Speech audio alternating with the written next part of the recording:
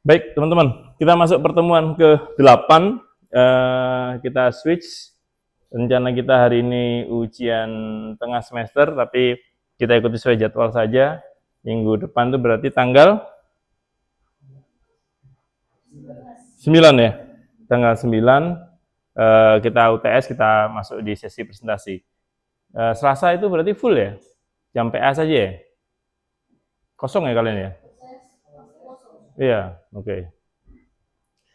Kita masuk sesi di sini ada desain grafis untuk sistem informasi dalam SQRS DLC. Ini materi yang saya buat sendiri karena memang tuntutan dari kurikulum ya. Jadi kurikulum teman-teman meminta ada ini, tapi materi di buku tidak ada gitu. Itu yang jadi repot. Nah, untuk membuat sebuah user interface teman-teman, ada namanya juga user interface ya, user interface. Berarti kita akan lebih banyak bergantung kepada minat atau kebutuhan dari user, namanya juga user interface ya. Kita akan bergantung pada user. Nah, dari definisi itu ada satu teori yang langsung bisa dijalankan.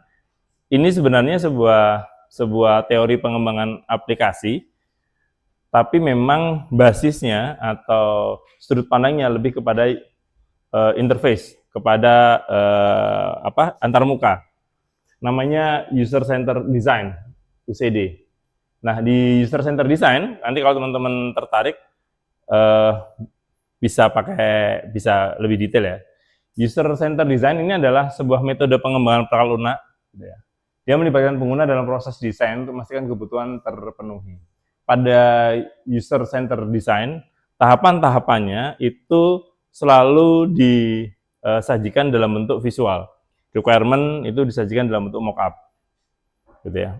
Berarti kalau di Figma yang ini ya, yang low level ya. Iya benar ya. Low resolution ya, yang cuman mockup biasa ya. Nanti kemudian desain baru yang high res. Gitu ya kalau di Figma gitu ya. Nah, dengan pendekatan user center design, ini pengguna itu langsung bisa menunjukkan interaksi apa yang dibutuhkan. Pernah coba teman-teman mendesain sebuah perangkat lunak menggunakan Figma? Pernah ya teman-teman. Nah, di situ kan teman-teman mensimulasikan, bisa jadi prototipe kan itu. Jadi saat tombolnya tekan, dia lari kemana gitu ya. Nah, itu bentuk dari user center design. Tetapi itu hanya sebagai tools, gitu ya. Praktiknya saat Anda mendesain Figma, itu Anda sambil di depan usernya, atau sambil membuat satu window dibuat, Anda langsung tanya ke usernya seperti ini, gitu ya. Kalau saya dulu saya share, gitu ya. Windows 1 sudah Pak, silakan dicek di Figma-nya. Oh iya seperti ini, tombolnya kurang, gitu ya. Itu sampai di 2 tahun lalu, sewaktu saya bantu disertasi teman di keperawatan, kita pakai pendekatan user center design. Jadi saya sebagai sistem analis, saya menerjemahkan kebutuhan teman saya, terus ada programmer anak S1. Gitu. Nah, dia ngedesain pakai Figma, kemudian tanya ke saya, seperti ini Mas, di share gitu ya. Nah, kalau teman saya, itu diklik kok nggak jalan? Ya iya, ini prototype gitu ya. Itu tombolnya ditulisin kok, habis itu diklik nggak jalan ya, udah diklik keluar window baru diisi kok nggak ada apa-apa, ya ini baru mockup, ini baru prototype aja, seperti ini tampilannya, iya seperti itu, nah baru kemudian mesinnya jalan. Itu gambaran umumnya teman-teman. Secara lebih detail ada tahapan-tahapannya. Jadi kalau user interface adalah hal yang utama pada sistem Anda, maka pendekatan UCD itu yang tepat. Gitu ya. Tapi kembali lagi ya, seperti yang saya sampaikan di saat kita belajar metodologi, kalau Anda pusing dengan konsep baru, gunakan konsep yang umum. UCD itu, User Center Design, UCD itu, kalau kita lihat, itu akan ada kemiripan dengan prototyping. Tetapi pada prototyping tidak ada keharusan teman-teman melekat pada user. Tapi kalau di User Center Design, Anda akan diminta untuk mempertanggungjawabkan, menunjukkan bagaimana Anda terus berinteraksi dengan user terkait dengan desain interface. Gitu ya teman-teman ya. Jadi kalau Anda lihat, nanti dilihat tahapan-tahapan pada UCD, kok kayak prototyping gitu ya. Karena memang dia basisnya pada prototype. Gitu. Prototyping apa yang di-deliver pertama teman-teman? Yang di-deliver pertama, pada siklus prototype pertama, apa yang di-deliver?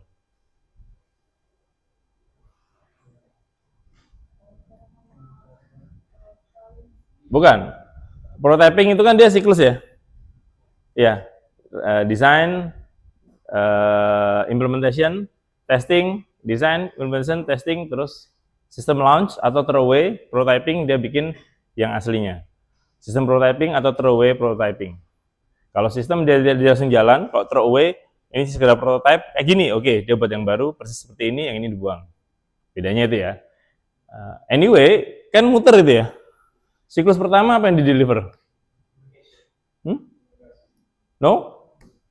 Gue langsung menyalahi konsep ngajar ya, langsung no gitu ya. Kurang tepat? Enggak, no gitu.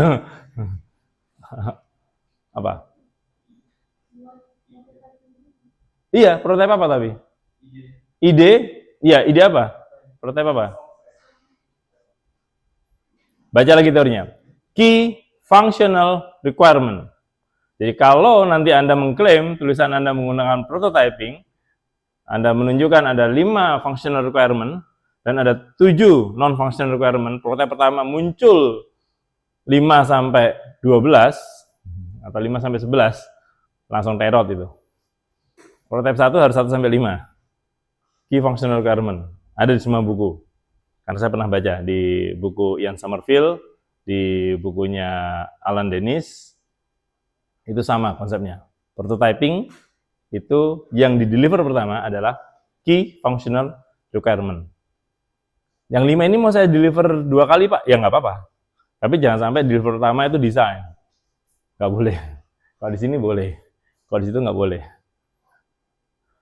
Jadi prototype pertama itu harus functional requirement. Oh, perkaliannya jalan, tapi jelek tampilannya. Ya nggak apa-apa, prototype 1 kok. Prototype kedua baru tampilannya diperbaiki. Jadi key functional requirement. Itu siklus pertama, harus. Konsepnya seperti itu. Gitu ya. Nanti dibaca lagi teorinya, teman-teman. Nah, berikutnya teman-teman, ada beberapa konsep teman-teman yang nanti kemudian kita akan bicarakan. Jadi ada pendekatan UCD yang holistik, gitu ya. Nggak mau ngeliat slide berikutnya, saya sudah ngantuk, nungguin Pak Adi datangnya agak terlambat. Saya nggak mau lihat slide berikutnya, ya udah UCD selesai, gitu ya. Tapi kalau teman-teman ingin ngecer, gitu ya, konsep-konsepnya secara parsial, gitu, ada beberapa konsep teman-teman. Yang pertama konsep konsistensi dan standar. Jadi konsistensi elemen itu menjadi hal yang penting pada desain. Konsistensi elemen. Contoh misalkan, menu. Pernah ngelihat laman web? Pernah lihat sidebar-nya geser? Di mana? Di website apa teman-teman? Anda ngelihat di halaman home sidebar-nya di kiri, di halaman ini sidebar-nya di kanan. Nggak pernah, Mbak? LMS Anda sidebar-nya geser, berubah? Enggak. Ada? Enggak ada. Karena mereka mengikuti konsep ini. Konsistensi. Jadi orang langsung tahu, menu pasti di kiri, selama saya akses sini. Tapi Anda kan tahu kan, yang namanya ada website yang memang menunya di kanan. Ada website yang menunya di kiri. Ya, OJS itu ya, menunya pasti di kanan. Siapa yang pernah merhatiin OJS? Sistem jurnal, upload jurnal. Oh, nggak pernah ya? Oh, iya. Ya, menunya di kanan. Menunya pasti di kanan tuh, OJS itu. Nah, kalau Anda menggunakan yang semacam apa? Website umum, biasanya menu di kiri. Tapi sekarang kebanyakan menu orang lebih suka di kanan. Jadi konsistensi. Kalau memang dari awal dia di kanan, kanan terus sampai di akhir. Yang berikutnya ada standar desain. Bebas apapun. Gitu ya. Tapi yang utama adalah konsistensi. Pastikan teman-teman desainnya konsisten. Itu konsep pertama pada sistem informasi. Kalau Anda ingin melakukan desain, ingin memperbaiki desain Anda. Lihat teman-teman ya. Yang pertama, ya, konsistensi. Kita catat. Supaya tukang piket ada kerjaan. Yang kedua, feedback dan respon. Pernahkah Anda menghadapi sebuah sistem yang Anda memberikan input dan kemudian tidak ada respon, tapi tahu-tahu sudah kesimpan saja? Apa, Mas? Ganggu. Pernah? From survey? Pernah? Pernah. Terus gimana, Mbak? Puas nggak? Kayak foto tanpa flash ya? Udah selesai ya? Gitu. Kurang terasa kan? Nah, dulu sistem absensi kita itu seperti itu, teman-teman. Tidak ada notifikasi absen sudah. Terima kasih. Selamat datang, gitu aja. Nah, sekarang berubah interface-nya. Selamat datang, tapi muncul. Anda tercatat jam sekian. Kalau dulu cuma selamat datang. Kalau pulang, terima kasih. Gitu aja. Tapi tidak ada, cuman terima kasih gitu. Anda cuma berhasil, terima kasih. Sekarang muncul terscan, tersimpan pada jam sekian. Tapi memang beberapa komplain karena tampilan itu menyebabkan antrian panjang, dia akan kejeda 1 detik. Kalau absennya sudah mepet mau terlambat, jadi harus ngilangin tampilan yang notifikasi itu ya. Tapi respon, feedback itu penting, teman-teman. Feedback.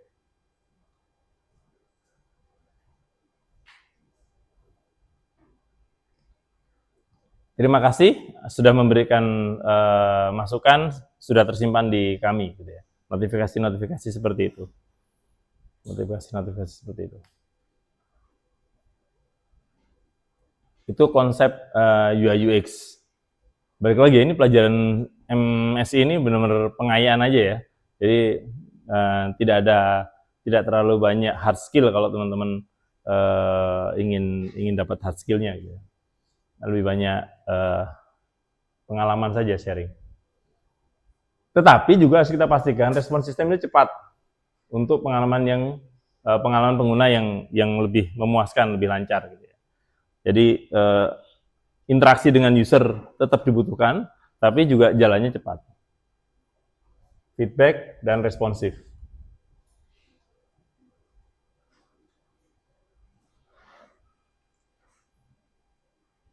Error handling. Error handling ada hubungan sama security? Error handling ada hubungan dengan security? Salah thread kali ya? Salah thread nggak? Kenapa?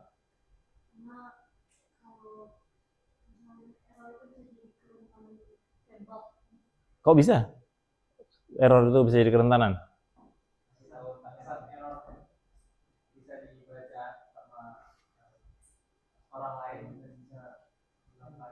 Sip, oke. Berarti ini ya, mantap di software security-nya teman-teman ya.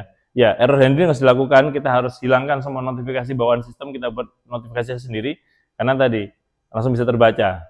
Itu jadi vulnerability. Belum lagi kalau error pada flash, ya orang jadi tahu struktur filenya seperti apa.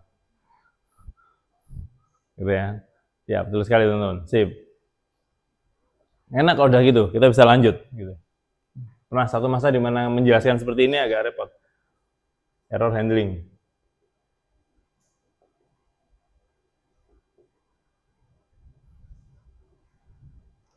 Error handling dan security. Nanti yang standar saya taruh paling bawah, teman-teman. Personalisasi. Ya, ini menjadi satu yang penting juga teman-teman, personalisasi. Walaupun sekedar apa? Agak repot ya membuat aplikasi yang personalisasi ya. Yang paling gampang paling ini teman-teman. Dark mode sama ya. Kan ada yang suka dark mode, ada yang suka light mode kan, ya. Itu paling gampang. Nah, yang lain sebenarnya ada juga teman-teman yang bukan terkait dengan interface, tapi informasi yang ditampilkan. Seperti yang Anda rasakan gitu ya. Gitu. Karena sudah mau lulus kali ya, gitu ya. Tapi jangan juga jangan juga jadi celah untuk kemudian teman-teman ini ya, teman-teman eksploitasi ya.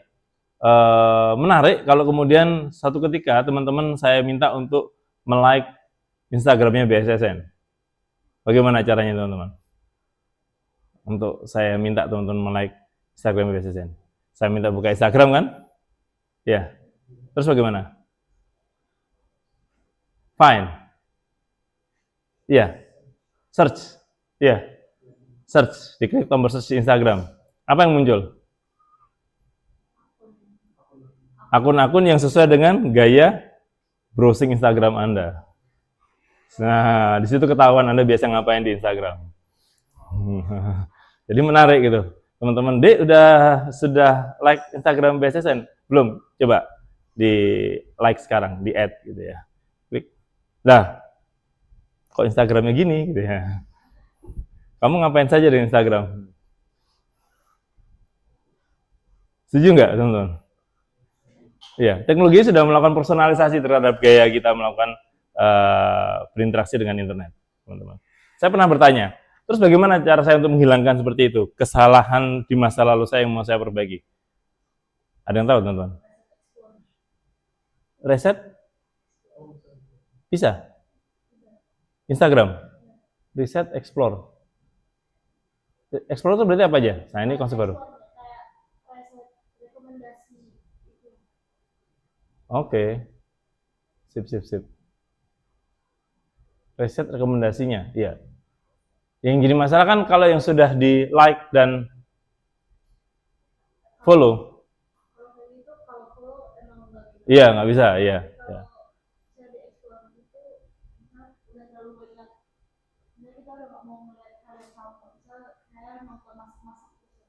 Ya. Reset explore ya, sip. Iya, interestnya di setting berubah, gitu ya. Bisa. Nah, itu sekedar ini ya, intermezzo ya. Dari situ kan sebenarnya kita nyaman ya, kondisi seperti itu teman-teman. Nah, personalisasi itu contohnya seperti itu. Tapi kan membuat sistem seperti itu agak susah juga ya, kalau kita di level seperti kita. Teams gitu agak susah. Kita membuat sistem yang ada skin, ada teams gitu, agak susah. Ya tadi saya katakan paling sederhana ya dark mode tadi ya. Tetapi ada juga teman-teman konsep personalisasi yang bukan perorangan. Nah, ini yang nanti kalau ketemu saya di diskusi terkait dengan pengembangan aplikasi atau sistem Anda, saat itu sekedar membuat aplikasi untuk BSSN, maka harus ada personalisasi yang spesifik untuk BSSN. BSSN seperti apa? Tone-nya seperti apa? Favorable usernya seperti apa? Tipografinya seperti apa? Gitu ya teman-teman ya. Nah itu kan BSSN banget gitu ya. Jadi saat Anda membuat aplikasi untuk misalkan let's say BSRE, maka warnanya, tipografinya itu ya BSRE. Itu contoh tadi ya, personalisasi. Itu yang kemarin saya lakukan riset, tapi tidak sampai publikasi ya, karena waktunya mepet.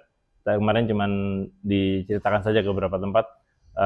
Kita melihat yang favorable, gitu ya. Kita melihat yang paling diminati oleh,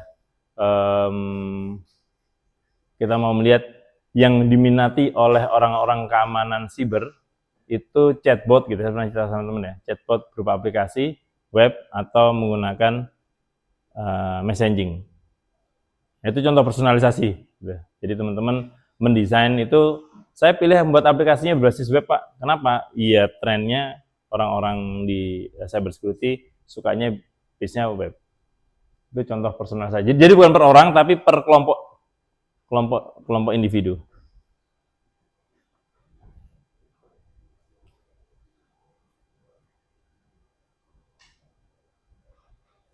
Berikutnya visual design accessibility. Bagaimana desain visualnya ini mudah dilihat. Dulu saya itu sukanya membuat desain itu yang warnanya itu gradasi, Kalau warna dasarnya itu biru, maka saya gunakan paling jauh itu hijau, kuning, gitu ya. Saya agak ragu untuk main di merah, biru, biru muda, biru dongker. Biru dongker itu biasanya saya taruh di footer, karena informasinya nggak terlalu banyak, atau saya buat line, gitu ya. Biru langit itu menjadi di atas, seperti itu. Atau menjadi background gitu ya, karena dia memang lebih mudah kalau kita kasih kita beri konten gitu. Tapi ternyata bagi sebagian orang warna-warna kontras itu malah lebih mudah untuk diperhatikan. Kuning, merah gitu ya, warna-warna kontras, warna pastel gitu ya. Nah, personalisasi tadi teman-teman, membuat aplikasi edukasi untuk ngobrol dengan Mas Paul kemarin ya. SD, kemarin kaget juga beliau, saya berikan hasil riset bahwasanya anak umur 7, SD, 6 sampai 7, sampai 10 tahun itu belum pernah ada yang menyentuh risetnya. Jadi edukasi keamanan siber untuk anak usia di bawah 10 tahun itu belum tersentuh. Nah, itu menarik gitu ya, untuk kemudian, oke, kita mau membuat yang memang spesifik untuk anak di bawah 10 tahun. Nah, apa yang spesifik di 10 tahun? 10 tahun berarti kelas berapa? Hah? 3, 5 SD? 5 SD 10? 4 SD 10 tahun. Berarti kelas 3, 2, 1. Ya, berarti benar. Karena memang katanya pelajaran yang digunakan di ujian akhir SD itu ya 4, 5, 6. 1, 2, 3 itu cuman hahaha aja gitu katanya. Ya, bukan katanya yang hoax ya. Karena istri saya guru kelas 4 SD, jadi mati-matian memang bagaimana meriset HII di 1 sampai 3 gitu. Karena nilai 4, 5, 6 itu mengaruhi di rapot di UN. Gitu ya. UN itu kan nilai akhir SD itu kan dari 4, 5, 6 gitu. Nah, itu menarik gitu. Berarti kan karakteristiknya udah terbayang ya. Yang punya adik atau keponakan kelas 3, 2, 1 terus sekarang sudah kelas 4, 5 udah terbayang nih gayanya berubahnya bagaimana. Gitu ya. Nah, itu menarik. Nah, di situ teman-teman, kalau kita buat dia desainnya itu memang bisa langsung ditangkap, itu lebih menarik. Kalau aksesibilitas untuk yang penyandang disabilitas, saya rasa sekarang sudah banyak ini ya, plugin-nya ya, untuk kemudian bisa diaktifkan. Di Android setidaknya sudah ada aplikasi berbasis Android bisa. Kalau yang web, ya font itu ya, kan sudah ada teman-teman ya, ukuran fontnya dibesarkan, dikecilkan, bukan browsernya di zoom ya, bukan, ntar browsernya yang di zoom, bukan, ukuran fontnya dibesarkan, dikecilkan, sama satu lagi teman-teman, apa ya, yang kalau kita melihat di desktop sama di mobile tampilannya beda menyesuaikan. Iya, apa itu namanya teknologinya? Itu solusinya. Ya, nama teknologi solusinya. Nama teknologi yang diharapkan apa? Responsive. Gitu, website yang responsif. Ya, kemarin ada yang nanya saya, Pak, saya bingung Pak, di anak tingkat 2. Pak, saya bingung Pak, bagaimana membangun website dinamis berbasis HTML? Dosennya siapa Mas? Website dinamis berbasis HTML. Sampai Anda lulus nggak akan berhasil. Tapi masalahnya semua website dinamis yang ditunjukkan ke saya itu, saya lihat code-nya HTML. Ya iya, jadinya HTML. Di belakangnya nggak ada HTML, Mas. Menarik itu. Wah, ini seru. Ya kan, ini website dinamis. Sama dia dilihat code-nya. Oh, HTML. Oh, berarti dinamis itu HTML. Padahal yang di depan dia statis. Mesin di belakangnya yang dinamis, yang di depan yang statis. Gitu. Menarik itu. Seru-seru anak tingkat 2. Terkait dengan tadi yang ketujuh, aksesibilitas. Nah, ini teman-teman. Ngapain saya tulis ya? Ada di sini ya. Jadi, ada prinsip-prinsip yang memang harus diambil, harus dipenuhi. Intinya ada di slide terakhir ya, teman-teman ya, kalau Anda menggunakan. Jadi, saat Anda membuat desain, terus Anda nanti di desain informasi Anda itu Anda mengatakan, Oke, sistem saya menggunakan teknologi ABC untuk melakukan error handling, atau saya menggunakan konsep apa namanya teman-teman ya untuk desain. Saya menggunakan teori tipografi tertentu untuk kemudian membuat dia bisa lebih, tipografi itu berarti ke visual design, personalization seperti disampaikan tadi ya, kekhasan dari BSSN. Poltek itu ada yang suka tipografi teman-teman. Tipografi, ilmu yang pelajari huruf. Poltek SSN itu tipenya apa teman-teman? Fontnya serif atau non serif? Serif. Kenapa serif? Iya, kenapa serif? Iya.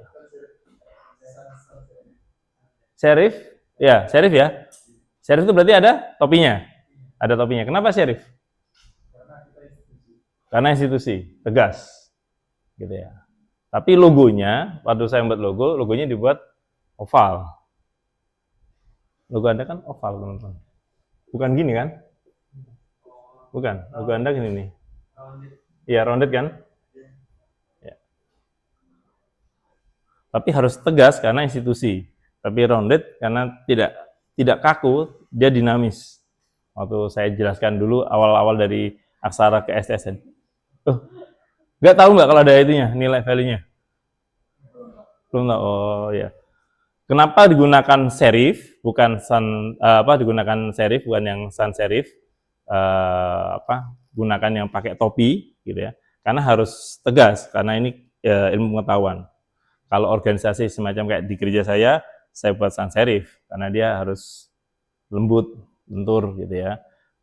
Organisasi remaja di komplek itu pakai Arial, Calibri, gitu-gitu ya, yang ada topi-topinya, karena memang dia saat dibaca harus bawaannya itu enteng gitu. Kalau di sini bawaannya tegas, harus bawaannya tegas.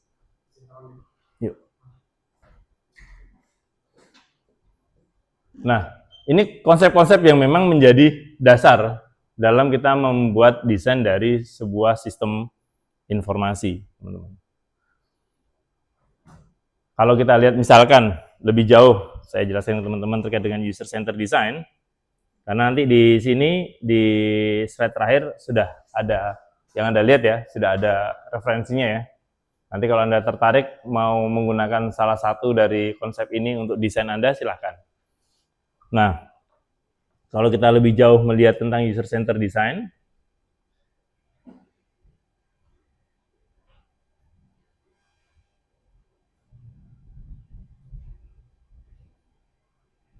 tadi pagi saya sudah buatkan user center design untuk Anda.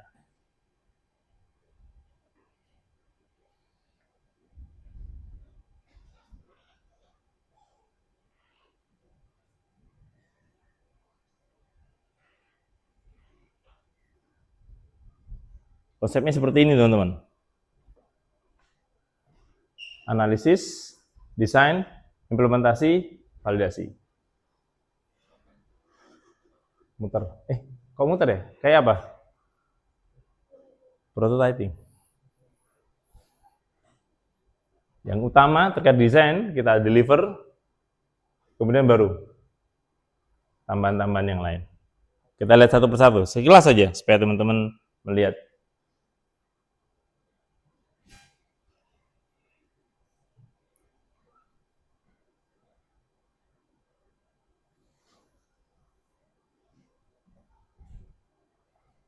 Extensive attention at each stage of design process. User interface design and process in which needs one's limitation of end user product are given. Jadi dia spesifik untuk kemudian mendesain antarmuka. Tapi bukan berarti kemudian dia hanya di antarmuka, teman-teman ya. Karena dia juga bisa digunakan untuk membuat aplikasi jadi. Pendekatan UCD, karena kita sekarang sudah visual programming kan.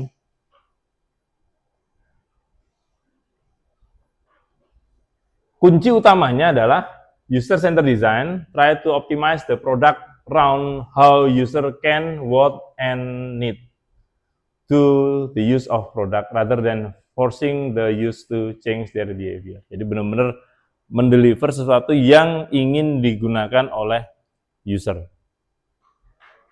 Fokusnya ke sana. Ya, itu yang teman-teman lakukan kan?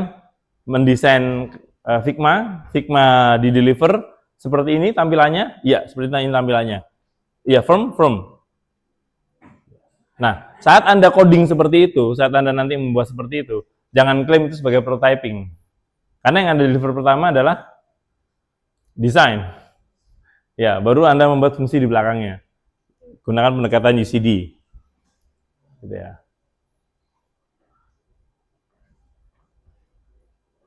Nah, pendekatannya ada yang akhirnya berkembang menjadi cooperative design, participatory design, contextual design.